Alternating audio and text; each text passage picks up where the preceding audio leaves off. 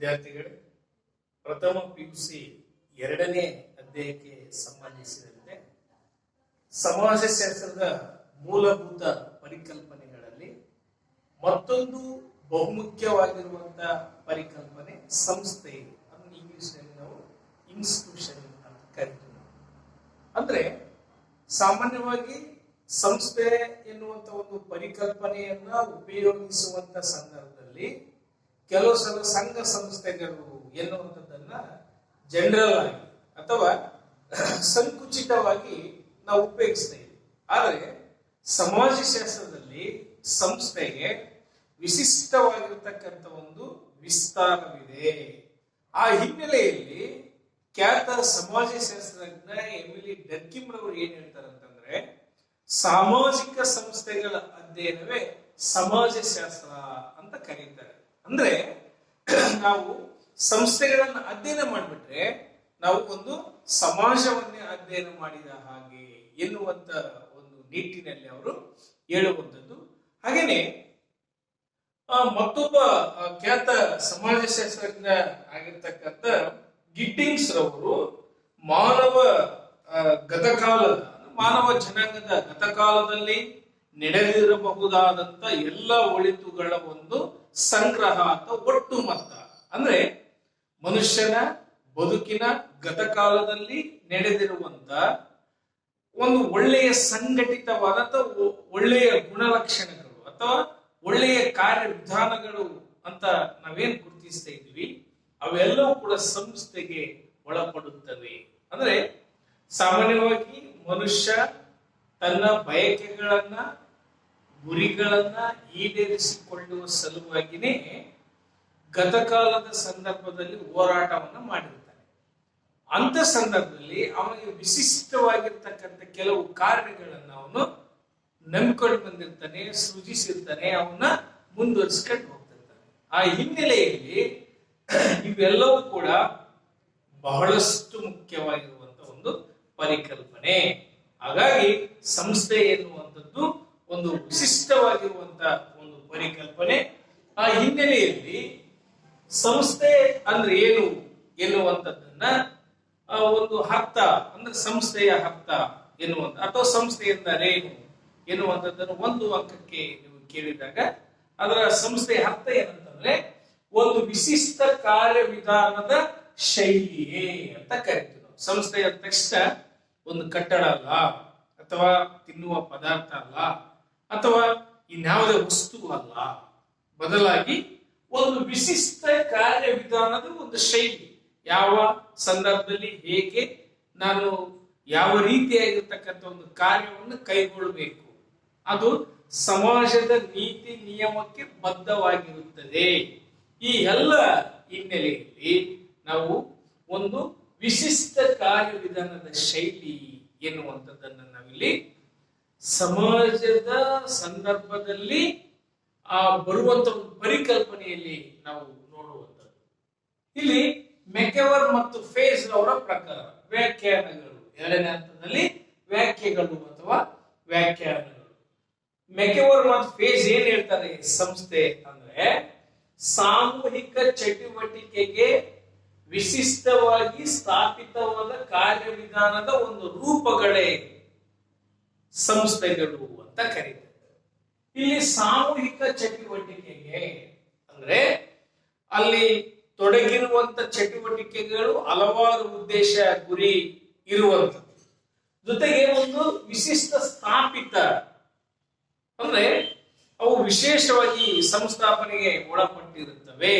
ಕಾರಣ ಯಾಕೆ ಅಂತಂದ್ರೆ ಆ ಎಲ್ಲ ಲೋಪದೋಷಗಳನ್ನ ಆಚಾಕಿ ಮನುಷ್ಯನ ಬದುಕಿಗೆ ಒಳಿತು ಆಗಿರುವಂತ ಅಂಶಗಳನ್ನು ಮಾತ್ರ ನಾವು ಇಟ್ಟುಕೊಂಡಿರುತ್ತೇವೆ.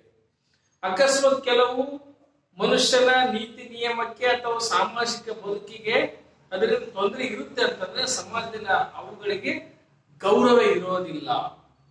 ಹಾಗಾಗಿ ಈ ತರದ ಒಂದು ಕಾರ್ಯವಿಧಾನದ ಒಂದು ಶೈಲಿ. ಮತ್ತೆ ಕಿಂಗ್ಸ್ಲೆ ಡೇವಿಡ್ ಸಂಸ್ಥೆ ಅಂದ್ರೆ ಏನು ಎನ್ನುವಂಥದ್ದು ಕಾರ್ಯವೊಂದರ ಸುತ್ತ ರಚಿಸಲ್ಪಟ್ಟ, ಯಾವುದೇ ಒಂದು ಕಾರ್ಯ ಸುತ್ತ ರಚಿಸಲ್ಪಟ್ಟಿರುವಂಥದ್ದು ಹಾಗೂ ಪರಸ್ಪರ ಪೂರ್ವಕವಾದ ಲೋಕಾಚಾರ, ನೈತಿಕ ನಿಯಮ, ಕಾನೂನುಗಳ ಒಟ್ಟು ರೂಪವೇ ಸಂಸ್ಥೆ ಎನ್ನುವಂಥದ್ದು. ಅಂದ್ರೆ ಒಂದು ಕಾರ್ಯವಿಧಾನ ಸುತ್ತ ರಚಿಸಲ್ಪಡಬೇಕು. ಅಲ್ಲಿ ಲೋಕಾಚಾರಗಳಿರುತ್ತವೆ, ನೈತಿಕ ನಿಯಮಗಳಿರುತ್ತವೆ, ಕಾನೂನುಗಳು ಕೂಡ ಅಲ್ಲಿ ಇರುತ್ತವೆ. ಮತ್ತೆ ಸರಳವಾಗಿ ನಿಮಗೆ ಸಂಸ್ಥೆ ಅಂತಂದ್ರೆ ಗಮನದಲ್ಲಿ ಇಟ್ಕೋಬೇಕು, ತುಂಬಾ ಸರಳ. ಒಂದನೇದು ಒಂದು ವಿಶಿಷ್ಟ ಕಾರ್ಯವಿಧಾನದ ಶೈಲಿ, ಎರಡನೇದು ಆಚಾರ ವಿಚಾರ ಹಾಗೂ ಕಾನೂನುಗಳ ಒಟ್ಟು ರೂಪವೇ ಸಂಸ್ಥೆ ಎಂದು ಕರೆಯುತ್ತೇವೆ ಎನ್ನುವಂಥದ್ದನ್ನು ನೀವು ಬರೆದ್ರೆ ಖಂಡಿತವಾಗಿ ಕೂಡ ನಿಮಗೆ 2 ಅಂಕದ ಪ್ರಶ್ನೆಗೆ ನೀವು ಉತ್ತರ ಕೊಡುವಂಥದ್ದು. ಹಾಗೇನೆ ಮತ್ತೊಬ್ಬ ತಜ್ಞ ಹೇಳುವಂಥದ್ದು ಆರ್ಟನ್ ಮತ್ತು ಹಂಟ್ ಅಂತಕ್ಕಂಥವ್ರು, ಸಾಮಾಜಿಕ ಸಂಸ್ಥೆ ಎಂಬುದು ಲೋಕಾಚಾರ, ನೈತಿಕ ನಿಯಮಗಳ ಒಂದು ಸಮಷ್ಟಿ. ಹಾಗೆ ಹೇಳಿದಾಗೇನೆ ಲೋಕಾಚಾರ ಮತ್ತು ನೈತಿಕ ನಿಯಮಗಳು ವಿಶೇಷವಾಗಿ ಮತ್ತು ಕಾನೂನುಗಳು ಅವೆಲ್ಲವೂ ಕೂಡ ಸೇರ್ಕೊಂಡಿರ್ತವೆ. ಅವು ಹಂತವಾಗಿ ತನ್ನದೇ ಆಗಿರ್ತಕ್ಕಂಥ ಒಂದು ವಿಶಿಷ್ಟ ರೂಪವನ್ನ ಪಡೆಯುವಂತವು. ಅದನ್ನೇ ನಾವೇನಂತ ಕರಿತೀವಿ ಅಂತಂದ್ರೆ ಸಂಸ್ಥೆ ಎನ್ನುವಂಥದ್ದನ್ನ ಇಲ್ಲಿ ನಾವು ಕಾಣುವಂಥದ್ದು. ಮತ್ತು ಸಂಸ್ಥೆಗೆ ಉದಾಹರಣೆ ಕೊಡಿ ಎನ್ನುವಂಥದ್ದು ಒಂದು ಅಂಕದ ಪ್ರಶ್ನೆ ಕೇಳ್ತಾರೆ. ಸಂಸ್ಥೆಗೆ ಉದಾಹರಣೆ ಕೊಡಿ, ಯಾವ್ಯಾವನ್ನ ನಾವು ಸಂಸ್ಥೆ ಅಂತ ಕರಿತೀವಿ. ಅದರಲ್ಲಿ ಒಂದನೇದು ವಿವಾಹ, ಎರಡನೇದು ಕುಟುಂಬ, ಮೂರನೇದು ಧರ್ಮ, ನಾಲ್ಕನೇದು ಶಿಕ್ಷಣ ಅಥವಾ ಆರ್ಥಿಕತೆ ಅಂತ ಕೂಡ ನೀವು ಬರೆಯಬಹುದು. ಹೀಗಾಗಿ ಸಂಸ್ಥೆ ಇಲ್ಲದೆ ಮನುಷ್ಯ ಬದುಕಲಿಕ್ಕೆ ಸಾಧ್ಯವಿಲ್ಲ. ಆ ಸಂಸ್ಥೆಗಳು ನಮ್ಮ ಇಡೀ ಬದುಕನ್ನ ಆವರಿಸಿಕೊಂಡಿವೆ. ಹೀಗಾಗಿ ಸಂಸ್ಥೆ ಇವತ್ತು ಅನಿವಾರ್ಯವಾಗಿ ಮಾನವನ ಸಮಾಜದೊಂದಿಗೆ ಬೆರೆತುಕೊಂಡಿದೆ. ಆ ಮೂಲಕವಾಗಿನೇ ನಮ್ಮ ಉದ್ದೇಶಗಳನ್ನ, ಗುರಿಗಳನ್ನ, ಬೇಡಿಕೆಗಳನ್ನ ಅಥವಾ ಅಗತ್ಯಗಳನ್ನ ನಾವು ಪೂರೈಕೆ ಮಾಡಿಕೊಳ್ಳುತ್ತೇವೆ ಎನ್ನುವಂಥದ್ದು. ಇನ್ನು ಸಂಸ್ಥೆಯ ಗುಣಲಕ್ಷಣಗಳು ಅಂತ ಕರಿತೀವಿ ನಾವು. ಹಾಗಾದ್ರೆ ಸಂಸ್ಥೆ ಎನ್ನುವಂಥದ್ದು ಯಾವ ಯಾವ ಗುಣಲಕ್ಷಣಗಳನ್ನ ಒಳಗೊಂಡಿದೆ ಎನ್ನುವಂಥದ್ದು ಬಹಳಷ್ಟು ಮುಖ್ಯ. ಅದರಲ್ಲಿ ಒಂದನೇದು ಸಾರ್ವತ್ರಿಕವಾದವು. ಸಾರ್ವತ್ರಿಕ ಅಂದ್ರೆ ಜಗತ್ತಿನ ಎಲ್ಲಾ ಸಮಾಜಗಳಲ್ಲೂ ಕೂಡ ಒಂದಲ್ಲ ಒಂದು ರೀತಿಯ ಸಂಸ್ಥೆಗಳನ್ನ ಕಂಡೇ ಕಾಣುತ್ತೇವೆ. ಸಂಸ್ಥೆಗಳು ಇಲ್ಲದೆ ಇರ್ತಕ್ಕಂಥ ಸಮಾಜವನ್ನು ನಾವು ಊಹಿಸಲಿಕ್ಕೂ ಕೂಡ ಸಾಧ್ಯವಿಲ್ಲ. ಹಾಗಾಗಿ ಇದು ಸಾರ್ವತ್ರಿಕ. ಅಲ್ಲಿ ಸಂಸ್ಥೆಯಲ್ಲಿ ವ್ಯತ್ಯಾಸ ಇರಬಹುದು, ಬುಡಕಟ್ಟು ಅಥವಾ ಅಲೆಮಾರಿ, ಗ್ರಾಮ ಅಥವಾ ನಗರ ಮತ್ತು ಬೃಹತ್ ಗಾತ್ರದಲ್ಲಿ ಅಥವಾ ಬೃಹತ್ ನಾಗಲೋಟದಲ್ಲಿ ಹೊರತಕ್ಕಂಥ ಸಮಾಜಗಳಲ್ಲಿ ಬೇರೆ ಬೇರೆ ತರದ ವ್ಯತ್ಯಾಸ ಇರಬಹುದು. ಆದ್ರೆ ಸಂಸ್ಥೆ ಎನ್ನುವಂಥದ್ದು ಸಾರ್ವತ್ರಿಕ ಎನ್ನುವಂಥದ್ದು. ಇನ್ನು ಎರಡನೇದು ಪ್ರಾಮಾಣೀಕೃತ ನಿಯಮಗಳು. ಅಂದ್ರೆ ನಾವು ಅವನ್ನ ಪ್ರಮಾಣೀಕರಿಸಿರ್ತೀವಿ ಎನ್ನುವಂಥದ್ದು. ಯಾಕೆ ನಾವು ಪ್ರಮಾಣೀಕರಿಸಿರ್ತೀವಿ ಅಂತಂದ್ರೆ ಸಾಮಾನ್ಯವಾಗಿ ಇವೆಲ್ಲವೂ ಕೂಡ ಜನರ ಕಾರ್ಯವಿಧಾನ. ಉದಾಹರಣೆ, ಪತಿ ಮತ್ತು ಪತ್ನಿಯರ ನಡುವಿನ ಸಂಬಂಧ ಇಲ್ಲಿ ಪ್ರಮಾಣೀಕೃತವಾಗಿರುವಂಥದ್ದು. ಪತಿಯ ಧರ್ಮವೇನು, ಸತಿಯ ಧರ್ಮವೇನು ಎನ್ನುವಂಥದ್ದನ್ನ, ಅವರ ಹಕ್ಕು ಕರ್ತವ್ಯಗಳ ಬಗ್ಗೆ ಅಲ್ಲಿ ಅಭಿಲಾಷೆಯನ್ನ ವ್ಯಕ್ತಪಡಿಸುವಂಥದ್ದು ಮತ್ತು ಆ ರೀತಿಯಾಗಿ ನಿರ್ವಹಿಸುವಂಥದ್ದು. ಹಾಗೇನೆ ಒಂದು ಶಿಕ್ಷಣ ಸಂಸ್ಥೆಯ ಕರ್ತವ್ಯ ಏನು, ಹಾಗೇನೆ ಒಂದು ಆರ್ಥಿಕ ವ್ಯವಸ್ಥೆಯ ಕರ್ತವ್ಯ ಏನು, ಇವೆಲ್ಲವೂ ಕೂಡ ಬಹಳ ವಿಶಿಷ್ಟವಾಗಿ ತನ್ನ ಚಟುವಟಿಕೆಯನ್ನ ನಡೆಸಿಕೊಂಡು ಹೋಗ್ತಕ್ಕಂಥದ್ದು. ಹಾಗಾಗಿ ಇವು ಪ್ರಾಮಾಣೀಕೃತ ನಿಯಮಗಳು. ಅಂದ್ರೆ ಪ್ರಮಾಣೀಕರಿಸಿದ್ದಾರೆ, ಇದನ್ನೆಲ್ಲರೂ ಕೂಡ ಒಪ್ಕೊಂಡಿದ್ದಾರೆ, ಹೌದು ಇದು ಇರಲೇಬೇಕು, ಮಾನವನ ಒಂದು ಸೊಸೈಟಿಗೆ ಇದು ಅನಿವಾರ್ಯ ಎನ್ನುವಂಥದ್ದನ್ನಲ್ಲಿ ನಿಯಮ ರೂಪಿಸಿರ್ತಕ್ಕಂಥದ್ದು. ಇನ್ನು ನಿಯಂತ್ರಣದ ಸಾಧನವಾಗಿ ಸಂಸ್ಥೆ. ನಿಯಂತ್ರಣ ಅಂದ್ರೆ ಸಂಸ್ಥೆಯಲ್ಲಿ ವ್ಯಕ್ತಿಗಳ ವರ್ತನೆಯನ್ನ ನಿಯಂತ್ರಿಸುವುದು, ಅವನು ಹದ್ದು ಮೀರುವ ಹಾಗೆಯೇ ನಡೆದುಕೊಳ್ಳುವುದನ್ನು ನಾವು ತಡೆಯುವಂತ ಒಂದು ಪ್ರಯತ್ನ. ಉದಾಹರಣೆಗೆ 2 ಬರುತ್ತವೆ, ಅನೌಪಚಾರಿಕ ನಿಯಂತ್ರಣ, ಔಪಚಾರಿಕ ನಿಯಂತ್ರಣ. ಅನೌಪಚಾರಿಕ ನಿಯಂತ್ರಣ ಸಾಮಾನ್ಯವಾಗಿ ಅಕ್ಷರ ಪೂರ್ವ ಸಮಾಜಗಳಲ್ಲಿ, ಬುಡಕಟ್ಟು ಸಮಾಜಗಳಲ್ಲಿ, ಅಲೆಮಾರಿ ಸಮಾಜಗಳಲ್ಲಿ ನಾವು ಹೆಚ್ಚು ಕಾಣ್ತೀವಿ. ಮತ್ತು ಗ್ರಾಮೀಣ ಪ್ರದೇಶದಲ್ಲಿ ಕೂಡ ನಾವು ಕಡಿಮೆ ಪ್ರಮಾಣದಲ್ಲಿ ಕಾಣ್ತೀವಿ. ಉದಾಹರಣೆ ಆಚಾರ, ವಿಚಾರ, ರೂಢಿ, ಸಂಪ್ರದಾಯ, ನೈತಿಕತೆ ಇವೆಲ್ಲವುಗಳು ಕೂಡ ಅನೌಪಚಾರಿಕ ನಿಯಂತ್ರಣದ ಸಾಧನಗಳು. ಆ ಮೂಲಕವಾಗಿ ಆ ವ್ಯಕ್ತಿಗಳ ವರ್ತನೆಯನ್ನು ನಾವು ನಿಯಂತ್ರಿಸುವುದು. ಇನ್ನು ನಿಯಂತ್ರಣದ ಸಾಧನವಾಗಿ ಎರಡನೇದಾಗಿ ಔಪಚಾರಿಕ. ಉದಾಹರಣೆ ಒಂದು ಕಾನೂನುಗಳ ಮೂಲಕವಾಗಿ, ನ್ಯಾಯಾಂಗದ ಉದಾಹರಣೆ ನಮ್ಮ ಶಾಲೆ ಕಾಲೇಜುಗಳಲ್ಲಿ ಉಪನ್ಯಾಸಕರು, ಪ್ರಾಚಾರ್ಯರು ಅಥವಾ ಆಡಳಿತ ಮಂಡಳಿಗಳ ಮೂಲಕವಾಗಿಯೇ ನಿಯಂತ್ರಿಸುವುದು. ವಿದ್ಯಾರ್ಥಿಗಳನ್ನು ಶಿಸ್ತಿನಿಂದ ಕೂಡಿಸುವಂಥದ್ದು, ಸರಿಯಾದ ಸಮಯಕ್ಕೆ ಪಾಠ ಮಾಡುವಂಥದ್ದು, ಪರೀಕ್ಷೆಯನ್ನ ಮಾಡುವಂಥದ್ದು, ಅವರನ್ನು ಮೌಲ್ಯಮಾಪನ ಮಾಡಿ ಮತ್ತೆ ಉತ್ತೀರ್ಣಗೊಳಿಸುವಂಥದ್ದು, ಇವೆಲ್ಲವೂ ಕೂಡ ನಿಯಂತ್ರಣದ ಸಾಧನಗಳು. ಹಾಗಾಗಿ ಒಂದು ಬ್ಯಾಂಕ್ ಆಗಿರಲಿ ಅಥವಾ ಒಂದು ಕುಟುಂಬ ಆಗಿರಲಿ, ಒಂದು ವಿವಾಹ ಆಗಿರಲಿ, ಸೊ ಹೀಗಾಗಿ ಅವೆಲ್ಲವೂ ಕೂಡ ಒಂದು ಲಿಖಿತ ರೂಪದಲ್ಲಿ ಪೊಲೀಸ್ ವ್ಯವಸ್ಥೆ ಅಥವಾ ನ್ಯಾಯಾಂಗ ವ್ಯವಸ್ಥೆ ಅಥವಾ ಒಂದು ಸಂವಿಧಾನ, ಒಂದು ರಾಜ್ಯದ ಮೂಲಕವಾಗಿಯೇ ಒಂದು ನಿಯಂತ್ರಣ ಸಾಧನವಾಗಿ ಸಂಸ್ಥೆ ಎನ್ನುವಂಥದ್ದು ಇರುವುದು. ಇನ್ನು ನೆಕ್ಸ್ಟ್, ಹೆಚ್ಚು ಶಾಶ್ವತವಾದವು. ಕಾರಣ ಯಾಕೆ ಅಂತಂದ್ರೆ ಸಂಸ್ಥೆಗಳು ಸಾಮಾನ್ಯವಾಗಿ ಶಾಶ್ವತವಾಗಿರುವಂತಹ ಒಂದು ಸ್ವರೂಪವನ್ನೇ ಪಡೆದುಕೊಂಡಿವೆ. ಉದಾಹರಣೆಗೆ ವಿವಾಹ ಎನ್ನುವಂಥದ್ದು ನೋಡಿ, ಯಾವತ್ತಿನಿಂದಲೇ ಇದೆ ವಿವಾಹ ಎನ್ನುವುದು, ಈಗಲೂ ಇದೆ, ಮುಂದೆನೇ ಇರುತ್ತೆ. ಹಾಗೆ ಕುಟುಂಬವು ಕೂಡ ಹೇಗೆ. ಹಾಗೆ ಅನೇಕ ತರದ ಅಲ್ಲಿ ಕಾನೂನು ಆಗಿರ್ಬೋದು, ಧರ್ಮ ಆಗಿರ್ಬೋದು, ಇವೆಲ್ಲವೂ ಕೂಡ ಶಾಶ್ವತವಾದವುಗಳು. ಏನೋ ಆಕಸ್ಮಿಕವಾಗಿ ಎನ್ನುವಂತೆ ಕೆಲವು ನಿಯಮಗಳು ಅಲ್ಲಿ ಬದಲಾವಣೆ ಆಗುವುದೇ ವಿನಃ ಅವು ಒಂದು ದಿಢೀರ್ನೆ ಆಗಿ ಬದಲಾವಣೆ ಆಗ್ಲಿಕ್ಕೆ ಸಾಧ್ಯವಿಲ್ಲ. ಹಾಗಾಗಿ ಇವು ಹೆಚ್ಚು ಶಾಶ್ವತ. ಇನ್ನು ನೆಕ್ಸ್ಟ್, ಅಮೂರ್ತ ಸ್ವರೂಪ ಉಳ್ಳದ್ದು ಅಂತ ಕರಿತೀವಿ ನಾವು. ಅಮೂರ್ತ ಸ್ವರೂಪ ಉಳ್ಳದಂದ್ರೆ ಸಂಸ್ಥೆ ಎನ್ನುವಂಥದ್ದು ಕಣ್ಣಿಗೆ ಕಾಣುವುದಿಲ್ಲ, ಸ್ಪರ್ಶ ಮಾಡಲಿಕ್ಕೆ ಬರೋದಿಲ್ಲ. ಉದಾಹರಣೆ, ವಿವಾಹವನ್ನ ಒಂದು ಪ್ರಯೋಗಾಲಯದಲ್ಲಿ ಇಡ್ಲಿಕ್ಕೆ ಸಾಧ್ಯವಿಲ್ಲ, ಕುಟುಂಬವನ್ನ ಒಂದು ಗಾಜಿನ ಬಾಟಲಿಯಲ್ಲಿ ಇಡ್ಲಿಕ್ಕೆ ಸಾಧ್ಯವಿಲ್ಲ, ಯುದ್ಧವನ್ನ ಒಂದು ಅಳತೆ ಮಾಡಲಿಕ್ಕೆ ಸಾಧ್ಯವಿಲ್ಲ. ಕಾರಣ ಯಾಕೆ ಅಂತಂದ್ರೆ ಅಮೂರ್ತ ಸ್ವರೂಪವಾಗಿರುತ್ತವೆ, ಆದ್ರೆ ಅವೆಲ್ಲವೂ ಕೂಡ ಒಂದಕ್ಕೊಂದು ಸಂಬಂಧಪಟ್ಟಿರುತ್ತವೆ. ಹೀಗಾಗಿ ಇಲ್ಲಿ ಸಂಸ್ಥೆ ಒಂದು ಮಾನವನ ಬದುಕನ್ನ ಕಟ್ಟಿಕೊಡ್ತಕ್ಕಂಥ ಬಹುದೊಡ್ಡ ಜವಾಬ್ದಾರಿಯನ್ನ ಪಡ್ಕೊಂಡಿರ್ತಕ್ಕಂಥದ್ದು. ಆ ಹಿನ್ನೆಲೆಯಲ್ಲಿ ನಾವು ನೋಡುವಂಥದ್ದು. ಆದ್ರೆ ಮೌಲ್ಯಗಳು ಮತ್ತು ನೈತಿಕತೆಗಳ ಬಗ್ಗೆ ಇದು ನಮಗೆ ಒಂದು ಮಾರ್ಗದರ್ಶನವನ್ನ ತೋರಿಸುವಂಥದ್ದು. ಹೀಗಾಗಿ ಇವು ಅಮೂರ್ತ ಸ್ವರೂಪ ಉಳ್ಳದ್ದು, ಕಣ್ಣಿಗೆ ಕಾಣದೆ ಇರುವಂತ ಒಂದು ಅನೇಕ ತರದ ಒಂದು ಜಾಲ, ಕಾರ್ಯ ವಿಧಾನದ ಒಂದು ಜಾಲವನ್ನ ಕಾಣುತ್ತೇವೆ. ನೆಕ್ಸ್ಟ್ ಇಲ್ಲಿ ಅಲಿಖಿತ ಮತ್ತು ಲಿಖಿತ ರೂಪದ ಸಂಪ್ರದಾಯಗಳು ಅಂತ ಕರೀತೀವಿ. ಅಲಿಖಿತ ಮತ್ತು ಲಿಖಿತ ರೂಪದ ಸಂಪ್ರದಾಯ. ಕೆಲವು ಅಲಿಖಿತ ಅಂದ್ರೆ ಅಕ್ಷರ ಇರೋದಿಲ್ಲ, ಹಾಗೇನೆ ಅವು ಸಾಂಪ್ರದಾಯಿಕವಾಗಿ ಆಚಾರ ವಿಚಾರ ರೂಢಿಗಳ ಮೂಲಕವಾಗಿ ಬಂದಿರುತ್ತವೆ. ಉದಾಹರಣೆಯಾಗಿ ನಾವು ಹೇಳೋದಾದ್ರೆ ಅಕ್ಷರ ಪೂರ್ವ, ಬುಡಕಟ್ಟು ಅಥವಾ ಅಲೆಮಾರಿ ಸಮಾಜಗಳಲ್ಲಿ ಈ ತರದ ವ್ಯವಸ್ಥೆ. ಹಾಗೇನೆ ನಮ್ಮಲ್ಲಿ ಕೂಡ ದೊಡ್ಡವರಿಗೆ ಗೌರವಿಸಬೇಕು, ಕೈ ಮುಗಿಬೇಕು, ಮತ್ತು ದೇವಸ್ಥಾನದಲ್ಲಿ ಒಂದು ಪವಿತ್ರ ಭಾವನೆಯಿಂದ ಇರಬೇಕು, ಪ್ರಾಣಿಗಳ ಬಗ್ಗೆ ಅನುಕಂಪವನ್ನು ತೋರಿಸಬೇಕು, ಸ್ತ್ರೀಯರನ್ನ ಗೌರವಿಸಬೇಕು, ಮತ್ತು ಒಳ್ಳೆ ನಡೆ ನುಡಿ ಕಲ್ತ್ಕೋಬೇಕು.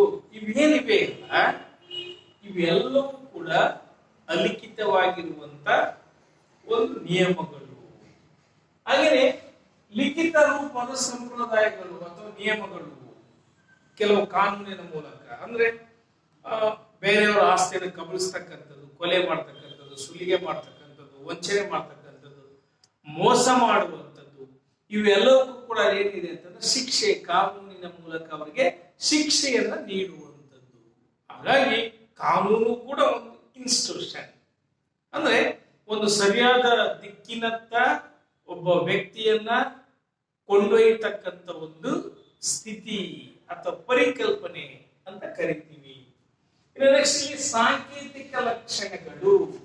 ಪ್ರತಿ ಇನ್ಸ್ಟಿಟ್ಯೂಷನ್ ಅಥವಾ ಸಂಸ್ಥೆಯು ತನ್ನದೇ ಆಗಿರ್ತಕ್ಕಂಥ ಒಂದು ಸಂಕೇತಗಳನ್ನು ಹೊಂದಿದೆ. ಉದಾಹರಣೆಗೆ ನಮ್ಮ ದೇಶ ಅಂದ ತಕ್ಷಣ ಒಂದು ನಮ್ಮದೇ ಆಗಿರ್ತಕ್ಕಂಥ ಒಂದು ಭೌಗೋಳಿಕ ಭೂಪಟ, ಒಂದು ರಾಷ್ಟ್ರ ಧ್ವಜ, ಒಂದು ರಾಷ್ಟ್ರ ಗೀತೆ, ಒಂದು ರಾಷ್ಟ್ರ ಲಾಂಛನ, ಇದು ಒಂದು ಸಂಕೇತ. ಹಾಗೆ ಒಂದು ಧರ್ಮ, ಹಿಂದೂ ಅಂದ ತಕ್ಷಣ ಸ್ವಸ್ತಿಕ್, ಅಥವಾ ಮುಸ್ಲಿಂ ಅಂದ ತಕ್ಷಣ ಅರ್ಧ ಚಂದ್ರಾಕೃತಿ, ಕ್ರೈಸ್ತ ಅಂದ ತಕ್ಷಣ ಒಂದು ಸಿಲುಬೆ. ಇವೆಲ್ಲ ಏನಂತಂದ್ರೆ ಬಹುಮುಖ್ಯವಾಗಿ ಸಾಂಕೇತಿಕ ಲಕ್ಷಣಗಳು. ಹಾಗೇನೆ ಇವನು ವಿವಾಹಿತ ಇವಳು ಅಂದ ತಕ್ಷಣ ನಾವು ಕಾಲುಂಗುರವನ್ನು, ತಾಳಿಯನ್ನ ನಾವು ನೋಡುವಂಥದ್ದು. ಹೀಗಾಗಿ ಪ್ರತಿ ಒಬ್ಬ ವ್ಯಕ್ತಿಯೂ ಕೂಡ ಆ ಸಂಸ್ಥೆ ಎನ್ನುವಂಥದ್ದು ಅನೇಕ ತರದ ಒಂದು ಸಾಂಕೇತಿಕ ಲಕ್ಷಣಗಳನ್ನ ಒಳಗೊಂಡಿರುವಂತ ಒಂದು ಪ್ರಕ್ರಿಯೆ. ಆ ಹಿನ್ನೆಲೆಯಲ್ಲಿ ಆ ಸಂಸ್ಥೆ ಅಥವಾ ಇನ್ಸ್ಟಿಟ್ಯೂಷನ್ ಎನ್ನುವಂಥದ್ದು ಒಂದು ಬಹುಮುಖ್ಯವಾಗಿರುವಂತ ಒಂದು ಪರಿಕಲ್ಪನೆ ಆಗಿದೆ ಎನ್ನುವಂಥದ್ದು, ಮತ್ತು ಪರಸ್ಪರ ಸಂಬಂಧಿಸಿದವುಗಳಾಗಿವೆ. ಒಂದು ಸಂಸ್ಥೆ ಮತ್ತೊಂದು ಸಂಸ್ಥೆಯಿಂದ ಪರಸ್ಪರ ಸಂಬಂಧಪಟ್ಟಿವೆ. ಉದಾಹರಣೆಗೆ ವಿವಾಹ, ತಮ್ಮ ಗುರಿ ಉದ್ದೇಶಗಳನ್ನ ಈಡೇರಿಸಿಕೊಳ್ಳಕ್ಕೆ ಸ್ತ್ರೀ ಪುರುಷರ ನಡುವಿನ ಒಂದು ಸಂಯೋಗ ಅಂತ ಕರೀತೀವಿ, ಅದು ವಿವಾಹ. ಸೊ ಅದರ ಮುಂದುವರಿದ ಭಾಗ ಒಂದು ಸಂತತಿ. ಇಲ್ಲಿ ಗಂಡ ಹೆಂಡತಿ ಆದ್ಮೇಲೆ ಅವರಿಗೆ ಮಕ್ಕಳು ಜನಿಸ್ತವೆ, ಅದೇ ಕುಟುಂಬ. ಈ ವಿವಾಹ ಮತ್ತು ಕುಟುಂಬವು ಧರ್ಮದ ಅಡಿಪಾಯದ ಮೇಲೆ ನಿರ್ಮಾಣ ಆಗಬೇಕು. ಇವರಿಗೆ ಒಂದು ಶಿಕ್ಷಣ ಬೇಕು, ಬದುಕಲಿಕ್ಕೆ ಒಂದು ಆರ್ಥಿಕತೆ ಬೇಕು. ಅಂದ್ರೆ ಒಂದು ಸಂಸ್ಥೆ ಮತ್ತೊಂದು ಸಂಸ್ಥೆ ಜೊತೆಗೆ ಒಂದು ಅವಿನಾಭಾವ ಸಂಬಂಧವನ್ನ, ಬಿಡಿಸಲಾರದ ಒಂದು ಸಂಬಂಧವನ್ನ ಹೊಂದಿರುವಂತದ್ದನ್ನೇ ಇಲ್ಲಿ ನಾವು ಕಾಣುವಂಥದ್ದು. ಹೀಗಾಗಿ ಸಂಸ್ಥೆ ಎನ್ನುವಂಥದ್ದು ಒಂದು ವಿಶಿಷ್ಟವಾಗಿರುವಂತಹ ಒಂದು ಪರಿಕಲ್ಪನೆ. ಹಾಗಾಗಿ ಮಕ್ಕಳು ನಿಮಗೆ ಆ ಸಂಸ್ಥೆಯ ಬಗ್ಗೆ ನೀವಿಷ್ಟು ವಿಷಯವನ್ನ ತಿಳ್ಕೋಬೇಕು. ಸಂಸ್ಥೆ ಅಂದ್ರೆ ಏನು, ಸಂಸ್ಥೆ ಯಾವುದಾದ್ರೂ ಒಂದು ವ್ಯಾಖ್ಯಾನ, ಸಂಸ್ಥೆಯ ಉದಾಹರಣೆ, ಜೊತೆಗೆ ಸಂಸ್ಥೆಯ ಒಂದು ಗುಣಲಕ್ಷಣಗಳನ್ನು ಕೂಡ ನೀವು ತಿಳ್ಕೊಳ್ತಕ್ಕಂಥದ್ದು ಬಹುಮುಖ್ಯವಾಗಿರುವಂತಹ ಒಂದು ಪರಿಕಲ್ಪನೆ. ನೆಕ್ಸ್ಟ್ ಇಲ್ಲಿ ಸಂಸ್ಥೆಯ ವಿಧಗಳು ಅಂತ ಕರಿತೀವಿ ನಾವು. ಅಂದ್ರೆ ಸಂಸ್ಥೆ ಎನ್ನುವಂಥದ್ದು ಯಾವ್ಯಾವ ತರದ ಒಂದು ವಿಧಗಳನ್ನ ಒಳಗೊಂಡಿದೆ ಎನ್ನುವಂಥದ್ದು. ವಿಧಗಳು ಅಥವಾ ಪ್ರಕಾರಗಳು ಅಂತ ನಾವಿಲ್ಲಿ ಕರೀತಕ್ಕಂಥದ್ದು. ಅದರಲ್ಲೂ ವಿಶೇಷವಾಗಿ ಬಹುಮುಖ್ಯವಾಗಿ ಎರಡು ಪ್ರಕಾರಗಳು. ಮೊದಲನೇ ಹಂತದಲ್ಲಿ ಒಂದು ಪ್ರಾಥಮಿಕ ಸಂಸ್ಥೆಗಳು, ಎರಡನೇದು ಮಾಧ್ಯಮಿಕ ಸಂಸ್ಥೆಗಳು. ಪ್ರಾಥಮಿಕ ಸಂಸ್ಥೆಗಳು ಮತ್ತು ಮಾಧ್ಯಮಿಕ ಸಂಸ್ಥೆಗಳು. ಹಾಗಾದ್ರೆ ಹಂಗಂದ್ರೆ ಏನು ಅಂದ್ರೆ, ಮಾನವನ ಪ್ರಾಥಮಿಕ ಬಯಕೆಗಳನ್ನ ಈಡೇರಿಸುವ ಸಲುವಾಗಿಯೇ ಉಗಮಗೊಂಡಿರುವಂತಹ ಸಂಸ್ಥೆಗಳನ್ನೇ ನಾವು ಪ್ರಾಥಮಿಕ ಸಂಸ್ಥೆಗಳು ಎಂದು ಕರೆಯುತ್ತೇವೆ. ಅಂದ್ರೆ ಇದರ ಅರ್ಥ ಏನಂತಂದ್ರೆ, ಮಾನವನ ಮತ್ತು ಸಾಮೂಹಿಕ ಜೀವನಕ್ಕೆ ಮತ್ತು ಆತನ ಒಂದು ಪ್ರಾಥಮಿಕ ಅಗತ್ಯಗಳನ್ನು ಈಡೇರಿಸುವ ಸಲುವಾಗಿನೇ ರಚಿತಗೊಂಡಿರುವಂತ ಒಂದು ಸಂಸ್ಥೆಗಳು ಪ್ರಾಥಮಿಕ ಸಂಸ್ಥೆಗಳು. ಹಾಗಾದ್ರೆ ಯಾವ್ಯಾವು? ಉದಾಹರಣೆಗೆ ವಿವಾಹ, ಆಮೇಲೆ ಕುಟುಂಬ, ಆಮೇಲೆ ಧರ್ಮ, ಆಮೇಲೆ ಆರ್ಥಿಕತೆ, ಶೈಕ್ಷಣಿಕತೆ, ಇವೆಲ್ಲವೂ ಕೂಡ ಪ್ರಾಥಮಿಕ ಸಂಸ್ಥೆಗಳು. ಅಂದ್ರೆ ನಮ್ಮ ಹಸಿವನ್ನ, ವಸತಿಯನ್ನ, ವಸ್ತ್ರವನ್ನ, ನಮಗೆ ಜ್ಞಾನವನ್ನ, ನಮಗೆ ಭಾಷೆಯನ್ನ ಕೊಡುವಂಥದ್ದು ಯಾವುದಂತಂದ್ರೆ ಇವು ವಿವಾಹ, ಕುಟುಂಬ, ಧರ್ಮ ಮತ್ತು ಆರ್ಥಿಕತೆ. ಇವು ನಮ್ಮ ಸಾಮೂಹಿಕ ಜೀವನಕ್ಕೆ ಅತ್ಯಗತ್ಯವಾದವು ಮತ್ತು ನಮ್ಮ ಪ್ರಾಥಮಿಕ ಅಗತ್ಯಗಳನ್ನ ಈಡೇರಿಸುವ ಸಲುವಾಗಿನೇ ರಚಿತಗೊಂಡಿರುವಂತಹ ಸಂಸ್ಥೆಗಳು. ಇನ್ನು ಮಾಧ್ಯಮಿಕ ಸಂಸ್ಥೆಗಳು ಅಂತ ಕರಿತೀವಿ. ಅಂದ್ರೆ ಮಾನವನ ಮಾಧ್ಯಮಿಕ ಬಯಕೆಗಳನ್ನ ಅಥವಾ ಮಾಧ್ಯಮಿಕ ಅಗತ್ಯಗಳನ್ನ ಪೂರೈಕೆ ಮಾಡುವ ಸಲುವಾಗಿನೇ ಉಗಮಗೊಂಡಿರುವಂತ ಸಂಸ್ಥೆಗಳು ಮಾಧ್ಯಮಿಕ ಸಂಸ್ಥೆಗಳು. ನಿಮಗೆ ಒಂದು ಅಂಕದ ಪ್ರಶ್ನೆ ಕೇಳ್ತಾರೆ, ಪ್ರಾಥಮಿಕ ಸಂಸ್ಥೆ ಎಂದರೇನು? ಮಾನವನ ಪ್ರಾಥಮಿಕ ಅಗತ್ಯಗಳನ್ನು ಈಡೇರಿಸುವ ಸಲುವಾಗಿ ರಚಿತಗೊಂಡಿರುವ ಸಂಸ್ಥೆಗಳು. ಮಾನವನ ಮಾಧ್ಯಮಿಕ ಬಯಕೆಗಳನ್ನ ಈಡೇರಿಸುವ ಸಲುವಾಗಿ ರಚಿತಗೊಂಡಿರುವಂತಹ ಸಂಸ್ಥೆಗಳು. ಉದಾಹರಣೆಗೆ ಮತ್ತೆ ಪ್ರಶ್ನೆ ಕೇಳ್ತಾನೆ, ಪ್ರಾಥಮಿಕ ಸಂಸ್ಥೆಗೆ ಒಂದು ಉದಾಹರಣೆ ಕೊಡಿ, ಒಂದು ಅಂಕದಲ್ಲಿ ವಿವಾಹ, ಧರ್ಮ, ಕುಟುಂಬ, ಆರ್ಥಿಕತೆ, ಶಿಕ್ಷಣ ಇವನ್ನ ಯಾವಾದ್ರೂ ಬರೆಯಬಹುದು. ಹಾಗೇನೆ ಮಾಧ್ಯಮಿಕ ಸಂಸ್ಥೆಗೆ ಒಂದು ಉದಾಹರಣೆ ಕೊಡಿ ಎನ್ನುವಂಥದ್ದನ್ನಲ್ಲಿ ನಿಮಗೆ ಕೇಳುವಂಥದ್ದು ನೀವು ಶಿಕ್ಷಣ, ಕಾನೂನು, ಶಾಲೆ, ಕಾಲೇಜು, ನಿಯಮಗಳು ಇವೆಲ್ಲವೂ ಕೂಡ ಮಾಧ್ಯಮಿಕ ಸಂಸ್ಥೆಗೆ ಉದಾಹರಣೆ. ಬಹಳ ಸುಲಭವಾಗಿ ನಾವಿದನ್ನ ಗಮನದಲ್ಲಿಡಬೇಕು ಮತ್ತು ಸುಲಭವಾಗಿ ಅರ್ಥ ಆಗುತ್ತೆ, ಸುಲಭವಾಗಿ ಬರೀಬಹುದು. ಪ್ರಾಥಮಿಕ ಅಧ್ಯಕ್ಷ ಧರ್ಮ, ಆರ್ಥಿಕತೆ ಎನ್ನುವಂಥದ್ದು ವಿವಾಹ ಅಥವಾ ಕುಟುಂಬ, ಅಥವಾ ವಿವಾಹ, ಕುಟುಂಬ, ಧರ್ಮ, ಆರ್ಥಿಕತೆ.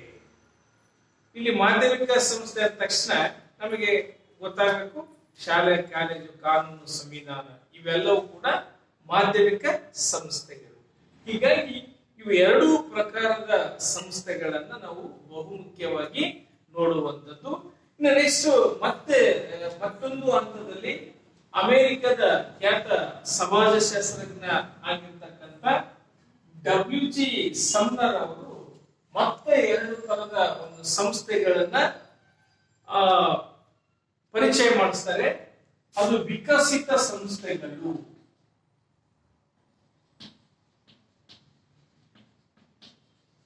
ಮತ್ತು ಸ್ಥಾಪಿತ ಸಂಸ್ಥೆಗಳು. ಡಬ್ಲ್ಯೂ.ಜಿ. ಸಮ್ನರ್ ಅವರು ಎರಡು ಪ್ರಕಾರದ ಸಂಸ್ಥೆಗಳನ್ನ ಪರಿಚಯ ಮಾಡಿಸ್ತಾರೆ. ವಿಕಸಿತ ಸಂಸ್ಥೆಗಳು ಅಂದ್ರೆ ಕಾಲಾನುಕ್ರಮದಲ್ಲಿ ಸಹಜವಾಗಿಯೇ ಉಗಮಗೊಂಡಿರುವಂತ ಸಂಸ್ಥೆಗಳು, ಅಥವಾ ತಾವಾಗಿನೇ ಸಹಜವಾಗಿ ಉಗಮಗೊಂಡಿರುವಂತ ಸಂಸ್ಥೆಗಳು, ಅಥವಾ ಸ್ವಾಭಾವಿಕವಾಗಿ ಉಗಮಗೊಂಡಿರುವಂತಹ ಸಂಸ್ಥೆಗಳನ್ನೇ ವಿಕಸಿತ ಸಂಸ್ಥೆ. ವಿಕಸಿತ ಸಹಜವಾಗಿಯೇ ಮಾನವನ ಅಗತ್ಯತೆ, ಅನಿವಾರ್ಯದ ಕಾರಣಕ್ಕಾಗಿಯೇ ತಮಗೆ ತಾವೇ ಸಹಜವಾಗಿಯೇ ವಿಕಾಸಗೊಂಡಿರ್ತಕ್ಕಂಥ ಸಂಸ್ಥೆಗಳು. ಉದಾಹರಣೆ ವಿವಾಹ, ಕುಟುಂಬ, ಧರ್ಮ, ಆರ್ಥಿಕತೆ ಮತ್ತು ಶಿಕ್ಷಣ ಇವೆಲ್ಲವೂ ಕೂಡ ವಿಕಸಿತ ಸಂಸ್ಥೆಗಳು. ಅಂದ್ರೆ ಪ್ರಾಥಮಿಕ ಸಂಸ್ಥೆಗಳು ಯಾವ ರೀತಿ ಉದಾಹರಣೆ ಇದ್ವೋ ಅದೇ ಉದಾಹರಣೆನೇ ವಿಕಸಿತ ಸಂಸ್ಥೆಗಳಲ್ಲಿ ಕೂಡ ಬರುವಂತದ್ದು. ಇನ್ನು ನೆಕ್ಸ್ಟ್ ಸ್ಥಾಪಿತ ಸಂಸ್ಥೆಗಳು ಅಂತ ಕರಿತೀವಿ. ಅಂದ್ರೆ ಉದ್ದೇಶಪೂರ್ವಕವಾಗಿ ಯೋಜನಾಬದ್ಧವಾಗಿ ರಚಿಸಿ ಇರುವಂತ ಸಂಸ್ಥೆಗಳು.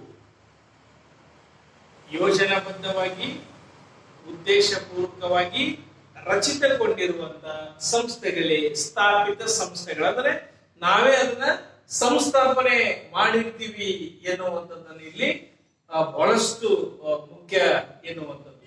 ಯಾಕೆ ಅಂದ್ರೆ ಇಲ್ಲಿ ಕ್ರಮಬದ್ಧ ಮತ್ತು ಉದ್ದೇಶಪೂರ್ವಕ, ಉದಾಹರಣೆ ಕಾರ್ಮಿಕರ ಸಂಘಗಳು ಅಥವಾ ರಾಜಕೀಯ ಪಕ್ಷಗಳು, ಬ್ಯಾಂಕುಗಳು, ಕಾರ್ಖಾನೆಗಳು ಇವೆಲ್ಲವೂ ಕೂಡ ಸ್ಥಾಪಿತ ಸಂಸ್ಥೆಗೆ ಉದಾಹರಣೆ.